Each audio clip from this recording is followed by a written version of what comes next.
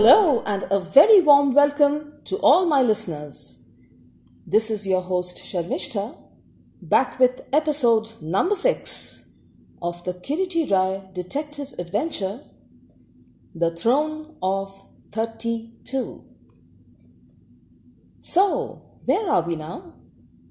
Yes, we are inside the palace of Srinagar, inside Kiriti's room, as he begins to examine the container which he had brought back from Raja Tridipnath Rai's room the previous night.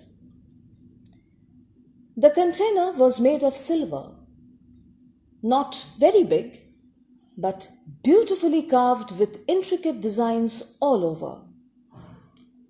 Kiriti slowly opened the lid, and there it was.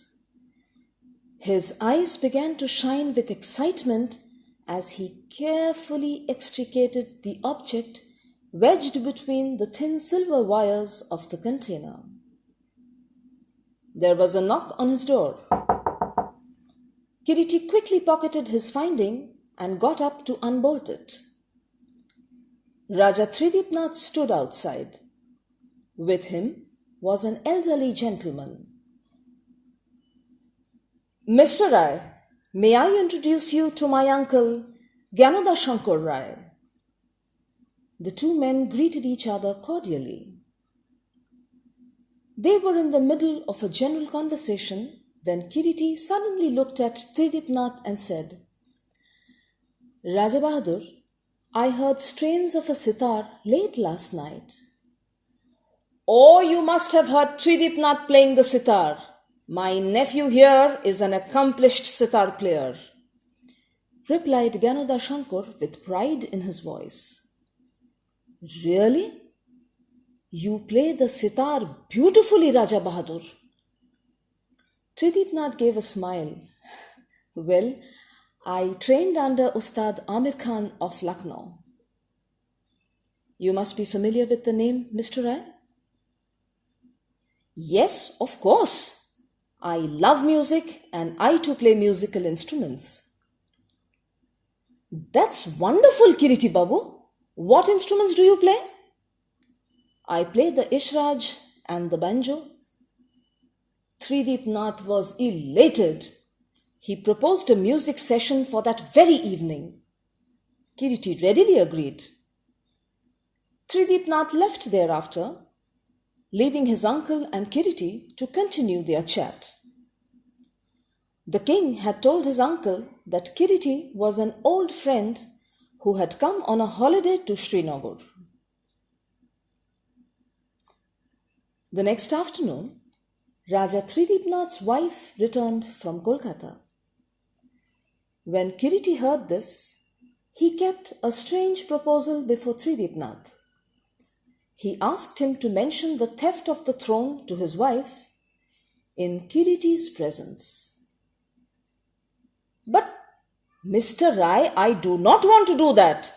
No one should know that the throne is missing. Least of all my wife. I don't want to worry her unnecessarily. No, Mr. Rai. I understand, Raja Bahadur. But in an investigation, such things are of least significance. We have just a few more days in hand before the festivities begin. The throne needs to be found, and if all of us work together, our efforts will certainly bear fruit.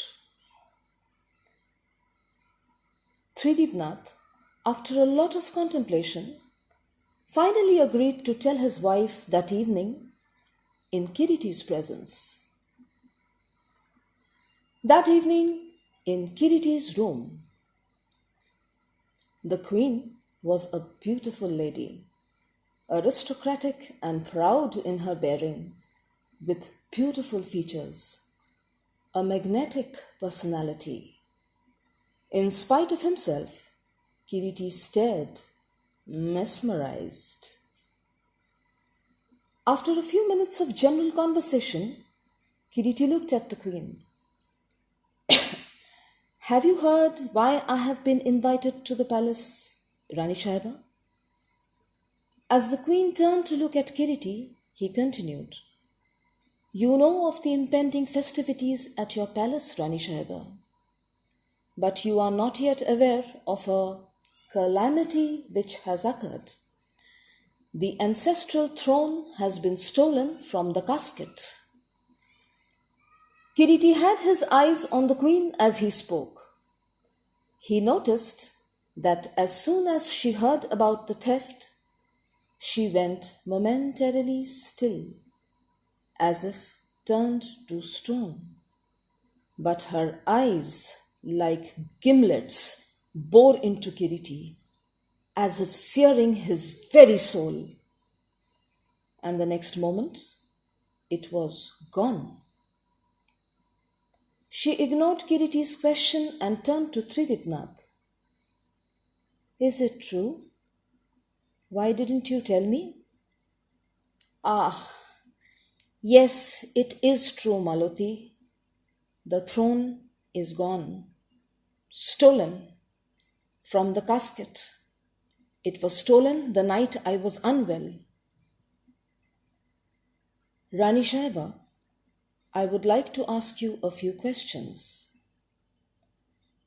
"And how would I be of any help, Mr. Rai?" "Just a few simple questions, Rani Sahiba. That's all." The Queen of Srinagar, Rani Maloti. What would her answers be? Did she know anything? Did she know nothing? Or did she know it all? We shall find out when I return on Tuesday, the 17th of November. Till then,